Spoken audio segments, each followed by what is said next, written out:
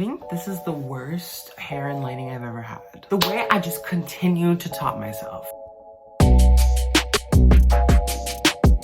Welcome back to my channel, guys. I'm Dante and I make videos on digital marketing and lifestyle to make your dreams follow you. How do you stay focused, productive, and positive and maintain a business and personal life in this difficult time? We're gonna answer that question in today's video. Before we start, here is this week's Goya Go-Getter. If you want to be featured in my next video, make sure to subscribe, follow me on Instagram, and leave a comment below. The most important thing you can do is to have a routine so you can arrive to work. So in this time of uncertainty, it's important to have a routine so you're allocating time to get your work done, do other stuff, and also incorporating self-care. It can be a long routine, it can be a short routine. Right now, I wake up, I check my phone and my social media, which is the worst thing you can do, but I'm Gen Z, so you know, it's a habit. And then I get dressed, head downstairs, have breakfast, do some chores, and then I get ready for work. Keep your workspace and your personal space separate. It's integral that you keep these separate because if you have them all in one place, you're gonna be unfocused and discombobulated, and you're not gonna enjoy yourself in your personal space if you're thinking about the work that needs to be done, and you're not gonna get work done when you're thinking about personal stuff that needs to get done. Now, I know that everyone's situation is different, and I'm so privileged to have this space behind me to work in,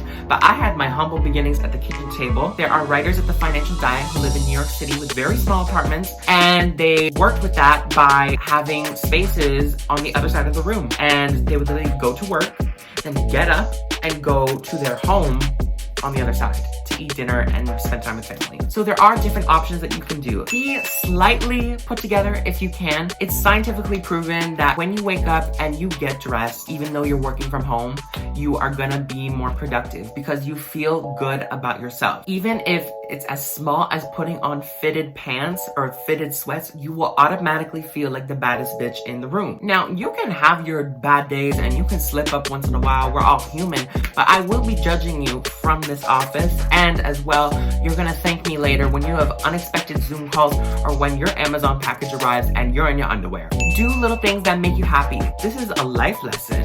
You wanna keep life interesting or you're gonna get bored and you're not gonna appreciate what you're doing.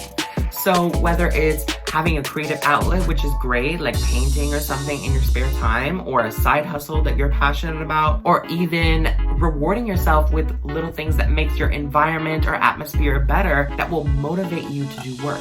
Whether it's having special snacks for work or getting that right playlist to get you hyped, or even for me personally, I like having fancy water. So I cut up lemons and I put it in water because it's something different than water. You can even FaceTime a friend or an employee to create the simulation of a school space or workspace, and it's just fun to talk with your friend while you do work. Just make sure you don't get distracted. Get to know yourself and know what's best for you. Now, again, I'm not saying you need to take these tips. How? Because you know what? You know what works for your body. I'm stubborn and I know what's best for Dante. So that doesn't necessarily mean that I have to take advice from people who think they know Dante when they don't know Dante. So I know what's best for Dante. Everyone's different, but don't be afraid to experiment, be open-minded, but also know what's best for you. Keep the distractions out of the way.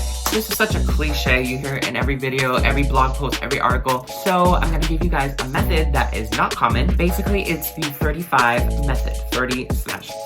It's where people work in the 30-minute block and then they take a 5-minute break. This is very common. However, the trick is whenever you are in the 30-minute block and you are getting distracted, you feel that you need to touch your phone, like me, to do something, you thought of something, write it down on a piece of paper, a list of things, and then also tally how many times you need to be checking your phone. This helps with time management, helps you see how much you rely on your phone so you can work on that. And then in that 5 minutes, you don't forget what you need to do and you get all that done quickly. Have a digital backup brain. It's important that you have some sort of physical or digital tool for you to take all your brain dump and put it somewhere. Because again, that lingers up there when you need to be focusing on other shit. I use the Planbella app. There's lots of other planner apps. I use my Dream and Achieve workbook. There's also lots of planners you can get, Indigo or whatever. The pen and paper works, or even just digital reminders. Choose wisely what you take on. This is, like, I can't even stress how necessary it is to learn to set boundaries. I have struggled with this so much. If you want to have that balance or even a clear state of mind, if you don't want to say no, there are nice ways of saying no. You can just straight out say it. You can smile and shake your head. No one's gonna kill you if you do that. You can clarify what's important. So if your boss gives you a new task to do, you can ask, what is the priority, the one you're working on now or the new one that was given? You can ask, what's the time frame? Can I have more time to do it? The deadline, maybe for school. There's lots of different options. No one is going to bite your head off if you say no. And if you do, that's just a toxic environment, period. Another great way to try and limit your tasks, try and outsource it to other people. Maybe your friend can do it, maybe your family can do it. Maybe you can outsource to other coworkers to help you, because you know what? 2 heads is better than 1. For digital creators like me, we have amazing tools out there. There's Monday.com to keep track of all your tasks and even to track your employees' tasks. We have TubeBuddy, which helps with all the analytics and keywords. There's tons of automated social media posts out there, but I recommend later the most Trello for scripting. That's how I script my videos. We live in the internet age. There's so many tools out there. I don't want to drag this out further, but it's also good if you really just take the time and think, can I take this on? Do I have the capacity? Am I in the right mental space? Okay, and that wraps up our list for today. I hope these tips were of value to you to maintain balance and separate your business and personal life. I hope you all stay safe. I hope you dream big. I hope you get some work done. I'll see you in the next video where I'm gonna be sharing hidden Instagram gems no one talks about. Have a great day and Goya.